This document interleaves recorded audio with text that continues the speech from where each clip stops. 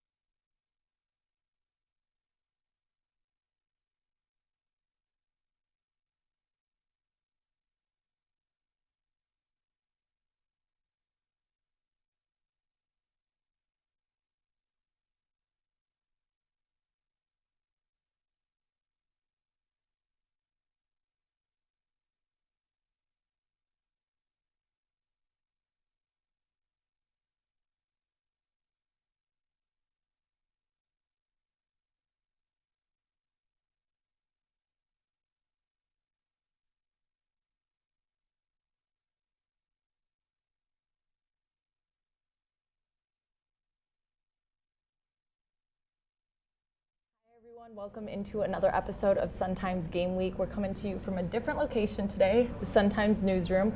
We want to thank our content partner, ABC7, for sharing this on their Facebook Live right now. A lot of content to discuss, a lot of news. Week 1 of the Illinois football playoffs is through. Some upsets, some exciting things happened, but a lot of, I think, our predictions were right on. A lot of boring things. Yeah, a lot. That's actually more like it. A lot of boring stuff because there wasn't too much exciting news from the playoffs. But let's get into the news of the week. Yeah, once again we have sad news. Lewis Thorpe, the North Lawndale coach for about 18 seasons, he was at North Lawndale. He died on Thursday. He passed away in his sleep. Just really sad stuff. You know, he'd had some health problems over the years and stuff, but his family said he was doing really well lately. I actually saw him about a month ago at his son plays football for North Lawndale, Jalen. So I saw him at the game. You know, he was excited about the season, kept telling me Lou was very big on getting ranked in the preseason. So he kept telling me how good they were going to be, blah, blah, blah. But I've written a lot about him. You can check that on the website. But I think one thing we didn't mention about Lou, basketball-wise, is what he did at North Lawndale. I mean, that's a school that no one had ever heard of, sports-wise, until he showed up there. And, you know, 415 and 176 is his career record. Insane. He won a state title, won a city title, and we've seen over the years how difficult it is to just build a program from scratch. Right. A lot of people can come in and have success at schools that have been successful, but Lou really built it himself. It'll be interesting to also to see how that program goes on, but condolences to his family, to everybody, you know, everybody in the basketball community here knew Lou real well. It was upsetting. I think anytime you lose someone in the basketball community here in Chicago, you see what a family it truly is, and especially in this case, you saw the basketball community really come together and, you know, rally around who he was and share special stories, which was nice to see, and I'm sure his family appreciated. Girls basketball begins practice today. A couple teams that I think we should watch this season: Geneva, back-to-back state champs, 4A. They lost their 4 leading scorers, so that's going to for sure make a difference this season.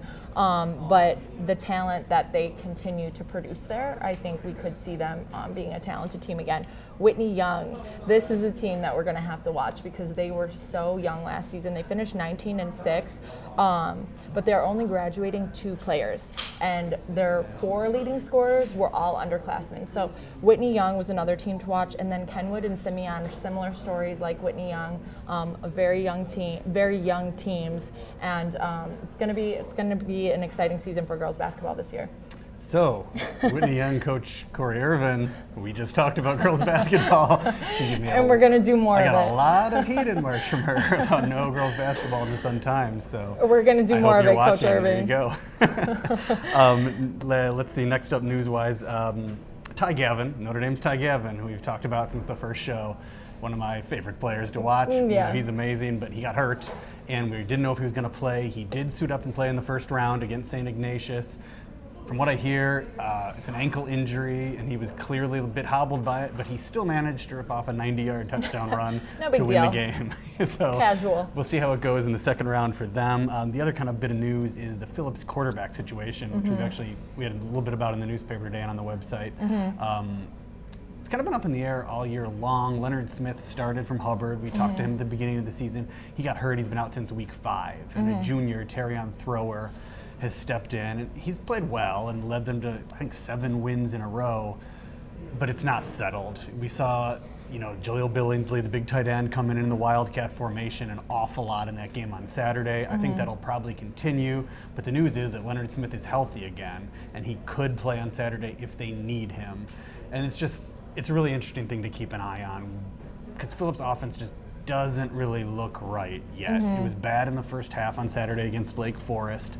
In the second half, they needed superstar plays from Fabian McCray and Jaleel Billingsley to win. They just need some more consistency, so it'll be interesting to see if Leonard Smith does come in and give them that. Did Coach talk about Leonard Smith being someone that could come in and bring some stability, or was he not? He wasn't even committing to him coming into play. He said, we'll see how it goes. He wants to see how it goes in practice. So that's something that they're going to need to work that out real quick with the teams they have coming up. Right, absolutely. How much do we think, though, that, even at this point with the instability, with the junior quarterback, how much stability could Leonard really bring, having not played, not even been in the system? Yeah, I mean, he got hurt in week 5, and he wasn't on the team last year. So it's like they haven't, right. Yeah, see, I don't know. It's going to come down to, I think, whoever takes care of the ball the best. Terrion Thrower, the junior, had 3 interceptions against Lake Forest, and that's something that they just, it's a shock they won the game with that still going on. So I guess practice. Yeah. That's what's going to be the deciding factor We this will week. see, and we'll find out against Prairie Ridge at Gately on Saturday. Okay, well, as you can see, we're minus Beth Long here today, so I'm going to take over for our Super 25 update. There isn't a ton of news in the Super 25 other than Bolingbrook being the only losing team from the Super 25. Last week they were our number 19 team, obviously fall out this week, and in at number 25 is Hersey, 9-1. They're making their debut in the Super 25 for the first time this year. Right behind them, though, is Antioch, and Beth said that she, put Hersey up into the 25 spot just because of their win over Lincoln Way Central, 52-13. Just, a dominant win obviously means a little bit more for that team. So that's all of our news about the Super 25. Beth thinks maybe this week we'll see a little bit more of a shakeup. I mean, again, week 1 of the playoffs, there wasn't too much. There'll be a ton of shakeup because so many ranked teams have to lose because they're playing one another. Exactly. So this will be the Yeah. week that the Super 25 really, gets broken down and if rebuilt. anyone cares. Yeah. At this point, once the playoffs have started, the rankings seem a little dumb, but we still do them. All right, we're going to break down each of the classes here and kind of little format we have. We're going to start out with kind of the overview, and then kind of the big thing we noticed, then go into the first round upset, if there was one, and there was in almost every class, and then take a look at the second round, what the best second round game is and what the possible upset is in the second round. And if you have questions, we're here until 5 o'clock, so submit them on our Facebook page. All right, first up, we're going to start with 8A.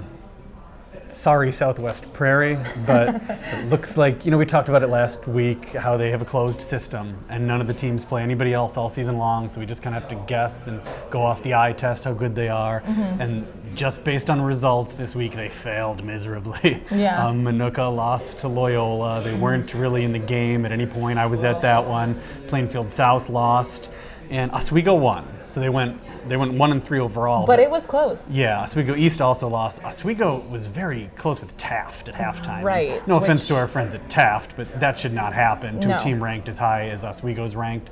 So that's a worry. So I think the takeaway from Class 8A is Southwest Prairie probably overrated. We'll see if Oswego can make that charge. Beth's got them ranked number 3. That's looking a little lofty, perhaps.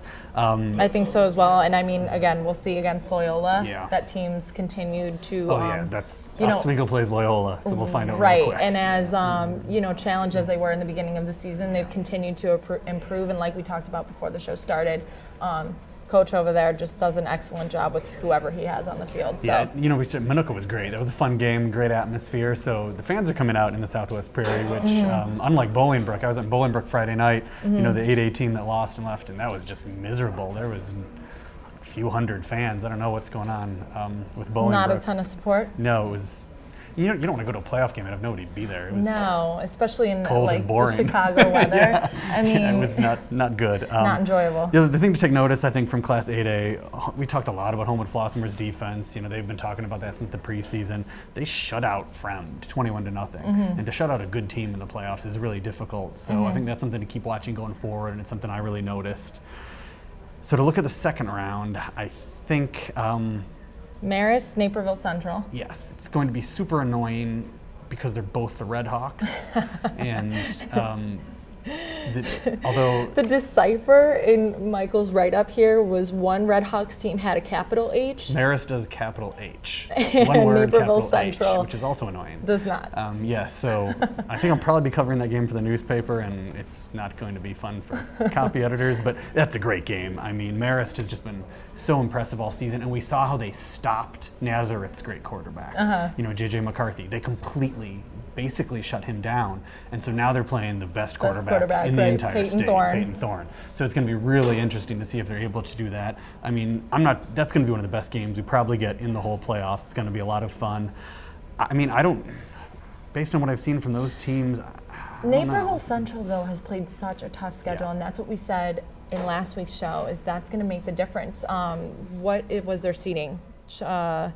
They had 21. Yeah, Because 21, they had the but 3 losses, but they gave Lincoln Way East their closest game of the season. right. So that says more than anything else anybody could do at this point. Right, which is something we talked about. The seeding is really off. I mean, every loss does not stack up next to one another. So again, a team like Naperville North, who is the 20 seeded at 21, that doesn't really match to their talent that they have on that team. No, so the this seeding will is be all a done good- mathematically by the IHSA formula. They don't really care how good anybody thinks anybody is. So, second round upset watch. Definitely watch number 19 Loyola over number 3 Oswego. Oswego has to come to Wilmette and play at Loyola, and Loyola has lost at home a handful of times in the last decade. So I think Oswego might be in trouble. That's the one to watch. Okay, let's go into 7A. 7A is a weird class. We've got the really good teams and then kind of everybody else. There were some interesting things, though, kind of historically. Maine West, which has been around a really long time, like longer than me, has never won a playoff game, and they did. The first ever playoff game, so that's great for Maine West. And Glenbard East won its first since 1999. So 2 teams that had not had a playoff win in a really long time got one. Kind of the thing to notice there is, you know, as I just said, we've got the really good teams and everybody else. Simeon, Willowbrook, and Mount Carmel, all 3 shut out their opponents. It's just a really lopsided field, and it looks like that might continue for at least another round. Mount Carmel's win over TF South, although they did get the shutout, it was a really sloppy game. There was, I think, 6 turnovers, and if not 6, there were 5 turnovers in the first half alone. And I believe 4 of those were from TF South, so Mount Carmel only had 2 turnovers. But again, it was a really sloppy game. So they have some kinks to work out before they play a talented Lake Zurich team, which knocked them out of the playoffs last season. So Coach Lynch, who obviously wasn't there last season, talked about that after the game, saying that Lake Zurich was the team that they wanted. They want to. Yeah, there's a lot of history in the playoffs between Mount Carmel and Lake Yeah. Zurich. It might be a really bad matchup for Lake Zurich, though, because Mount Carmel's very strong defensively, and Lake Zurich has had a lot of trouble offensively. Those are 2 good defenses going at it. It could be a really low-scoring one, but yeah, that should be definitely interesting because there's a lot of history between those I two. think you're right with those points, but despite those facts, when you're coming into a matchup like this, the history does play a role. You know what it means to the school, to the players, to the coaches, factors in. So I think it could be closer than we think. Zurich, yeah, so that'll help too. The first round upset was we talked about Maine West got their win. They beat Bennett 20-18. It wasn't an upset according to the seeds, but Bennett's a team that was kind of on the cusp of the rankings all year. Might have been in at some point. So Maine West beating them is a bit of a shock. Best second round game. Simeon's not going to like to hear this, but I think it's going to be Simeon at Lincoln Way West. Simeon has to go down to New Lenox, and it's just Lincoln Way West football field looks like it's the end of the earth. There is like no civilization around it for miles. The wind whips through and there's crazy people screaming out there, and it's going to be a strange setting, and they're good. Right. It's going to be a real test for Simeon, and Simeon has not had tests this season. And Dante Culbreath, the coach, keeps saying that's not a problem, but it's a problem. Right. You know, you need it's to not play, a problem until it is a problem. Yeah, you need to play close games, and they just haven't had a close game, and they're going to get one in New Lenox on Saturday, and that could be really tough. So keep an eye on that. I still think, though, and I said this last week, Simeon plays like this well-oiled team of a team, like if that even makes sense. They're just this united front, and so, I think it'll be a challenge for them, but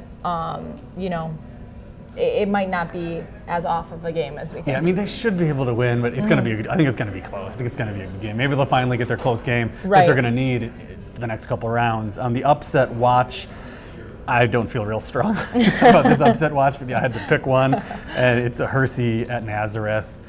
I mean, we'll see. It's possible. Yeah, they have a chance, but probably and not. If it happens, that'll be that'll set up an interesting quarterfinal game if Simeon does move on, because we've been saying since the beginning that quarterfinal matchup for Simeon is going to be super challenging if it's against Nazareth. 6A, we'll move on. First round lesson there. Unlike the Southwest Prairie, the Fox Valley is not overrated. Not overrated at all. Cary Grove, Prairie Ridge, and Crystal Lake South all won. Combined score of 132-21. Kind of knew they were the real deal. The thing to notice in that bracket, to me, was Antioch beating Revis 49-0. I mean, Beth does not have Antioch ranked. They're undefeated. They've been ranked all year. They have one of the They're 26th. Yeah, they may be the best player in the state. Ethan Kalikmanis, I believe is how you say it. He's the guy. He's got Big Ten offers. He's a sophomore. He's an excellent quarterback. One of the state's best players. I think this is a team that could do a lot more damage than I think anybody realizes in 6A. First round upset in this 6A was number 11 Crete Moni beat number 6 Bloomington 41-13. Which is one we all predicted. We figured, yeah. So not a big shock. And the best second round game, we'll move on to the second round here, Prairie Ridge and Phillips. It's going to be at Gately. We talked about it briefly. Prairie Ridge won 6A last year. Phillips won 5A last year. Neither team is as good as they were last year, but it should still be a really fun game. What do you think about that game? What do you think about Phillips' chances of beating Prairie Ridge? Because Prairie Ridge is not a team I think they're to good take on lightly. Because I think it's a great matchup for Phillips. Because if you've seen Phillips play, they just sell out on defense. They dare you to throw the ball. They put no one in the secondary, and they just blitz and pressure you and want to destroy your run.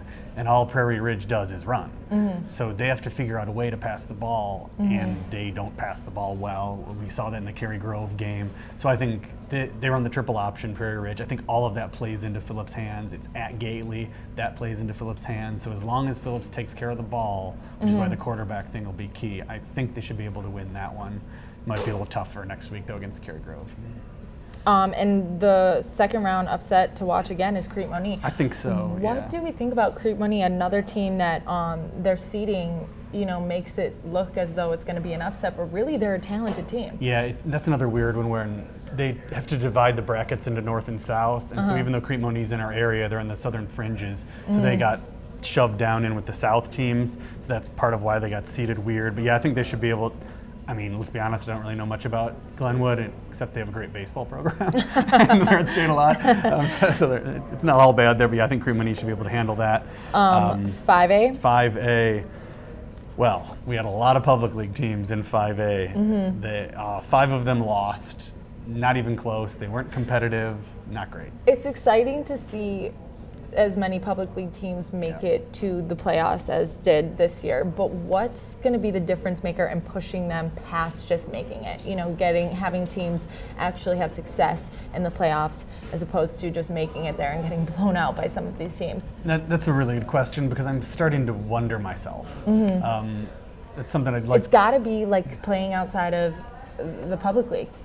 I'm wondering if they've plateaued. There's only so much you can do with 2 coaches, and they don't have the resources, they don't have the coaches, they don't have their own fields. I'm starting to wonder if these programs that have been doing really well have hit a plateau now, and they're never going to be able to compete with a suburban team that has way more money, way better facilities, twice as many coaches, 3 times as many players. It just gets to be, I'm just not sure if Peyton and back of the yards, the other teams are going to be able to keep moving forward, or if they've plateaued. We'll see. So then I guess a follow-up question I have when you say all of that is, for a public league team, is it about making it to the playoffs, or is it just about getting through your public league schedule and being successful in that? Is that enough for I think some of making these teams? the state playoffs for these teams was huge. It gets more people excited about football. They're going to be able to maybe get some kids to go to Peyton and want to play football instead of going to St. Rita or Mount Carmel or something like that.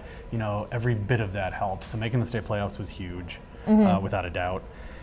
This is also another, I think 7A and 5A are the two brackets that aren't real exciting. 5A, Montini and Hillcrest just dominated in the first round. It's really hard to see a way in which Montini and Hillcrest aren't playing in that title game. Right. Yeah, I mean, more so than any other bracket, this really looks like it's Clear set up, cut. yeah, We're for that. just, that's what's, we're predicting it, as are, I'm sure, many people. Yeah, there was an upset, not really, another one not really upset, Joliet Catholic. They were at the 14 seed. They beat number 3 Metamora 49-20 in Metamora. It was kind of shocking that they beat them by so much. At home. Yeah.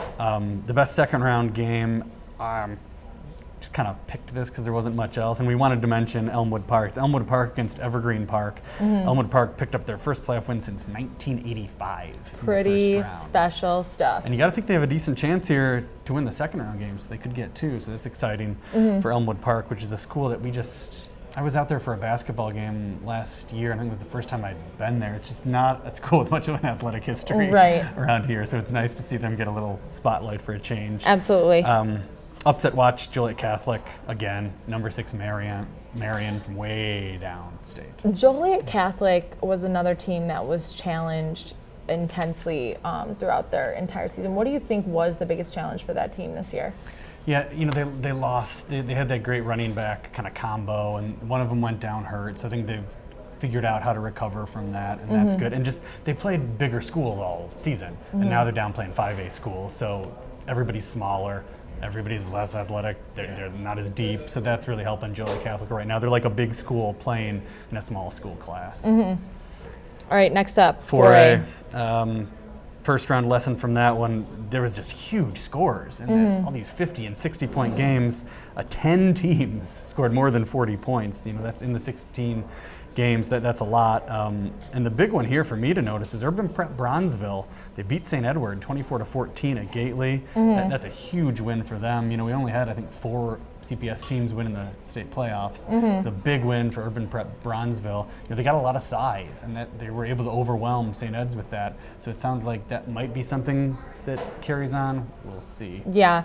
One of my takeaways, I mean, this isn't much of a takeaway. I'm sure everyone is keen to what IC Catholic is doing, but I looked back, and their last loss, or their only loss in the last 3 years, was last season in week 2. Their record for the last 3 years is 38-1, and now they're playing up in Class 4A, and they're continuing to dominate. Yeah. So IC Catholic, like, I don't know that there's a more dominant team.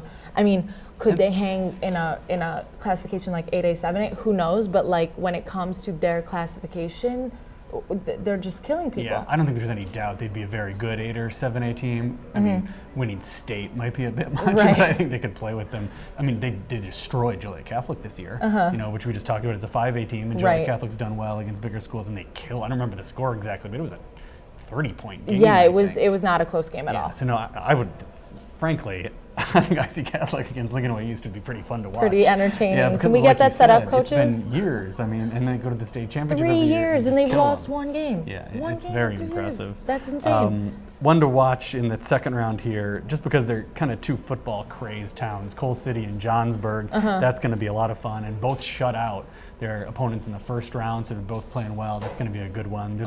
It's kind of the southernmost fringe of our coverage area, and the north fringe up there.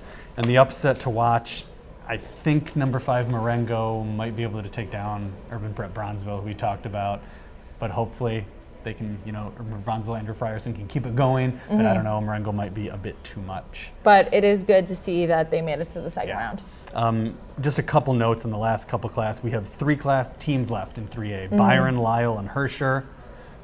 Coach Parpet beat Dwight. He always wanted to coach there, and now we beat him. Going out on Friday night to check out Lyle.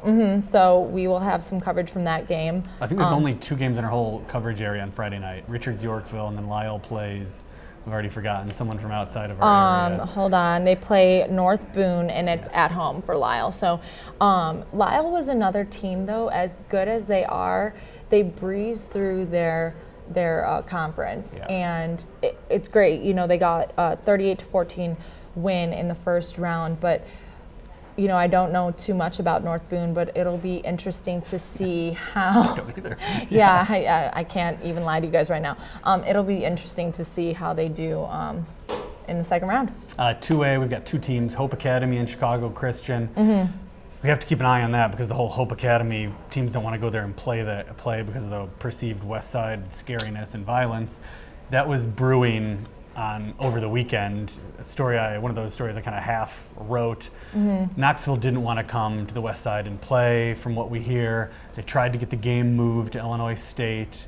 It didn't happen. They ended up playing and showing up, and all went fine. But we have to keep watching because these teams from outside the area and some teams in the suburbs don't want to come play Hope Academy, and Hope Academy is really good, and I think they're going to keep moving in this bracket. So this is going to be a constant issue until we get to state if Hope Academy has home games. It's an interesting topic as a whole that I think we'll have to touch on. And in my opinion, it's pretty ridiculous. We had absolutely ridiculous Saturday afternoon, which is fairly close to Hope Academy on the west side. They hosted Leroy, and they came in mass. There was like 2 busloads of people that came up from Leroy. Everything went fine. I was at the game. It's honestly a shame, and it's almost a trickle effect. Who was it that didn't want to play there first? It was Providence. Yeah. And I think that people get it in their heads that, they saw Providence do that, so now it's in their minds that they can't come out to Hope Academy to play a football game, and it's just a shame because, like you said, there are schools right down the street that are bringing out, and opposing or teams. Which I don't think a lot of people were sure about. I wasn't sure about. They looked good. I saw the first half of that game. They ended up crushing Leroy, and we have 3 teams left in 1A, which is kind of strange. Aurora Christian and Ottawa Marquette, who is always kind of alive until the end and makes it to state a lot. So we do have a little bit to watch in 1A. We haven't got any questions yet, so I'm going to move on to our player of the week. Again, this was Beth. She went through and picked our top 3 players to choose from. First up is Jaleel Billingsley, the Alabama recruit, had the game-winning score for Phillips in the final 30 seconds of the game. He finished the game, though, with, I believe, 3 touchdowns. Let me see here. Yeah, 3 touchdowns, including the game-winning score with less than a minute left. So that's super impressive, and especially like we talked about with, the instability at the quarterback position there, for him to have a show-out game like that is impressive. Next up is Montini running back Nick Fidanzo. He's an Illinois recruit. He rushed 9 times for 164 yards and 3 touchdowns. So his only 2 carries came in the second half, 64 and 53 yards, and both finished with a touchdown. He finished both of those in the end zone. And then our final pick is Warren running back Martin Walker. He rushed for 174 yards and 2 touchdowns. So those are our 3 picks, and mine is definitely going to be Phillips, Jaleel Billingsley, to have the game-winning score with under a minute left. I think really shows, obviously, what you're capable of. And Billingsley, for those who haven't watched Phillips, he also punts, he kicks, he plays defense. He had a huge sack in that game, batted down a pass. He does it all. But I think we should mention LaShawn Williams from Richards, who had 259 yards, 13 carries, and 3 touchdowns. So he kind of crushed all those other running backs that were nominated for Player of the Week. So maybe we had an oversight in Player of the Week. And I think I'll probably be out at Richards on Friday night, so we'll get to hear a little bit more about LaShawn Williams. They're going to host Yorkville. Okay, so if we add LaShawn Williams to the mix, would you choose LaShawn Williams over Jaleel Billingsley? No, I'd probably choose Billingsley because that was a much closer game. LaShawn Williams, I don't even think had to play in the second half. Okay, so there we have it. Our Player of the Week this week is Jaleel Billingsley. Congratulations to Jaleel. I think that's going to do it for us. That is a wrap, yes. Yeah, any questions? We don't have any questions coming in, so week 2 of our playoff coverage will continue this week. Next week we will be back for Sun Times Game Week, same time, same place. Make sure you guys tune in.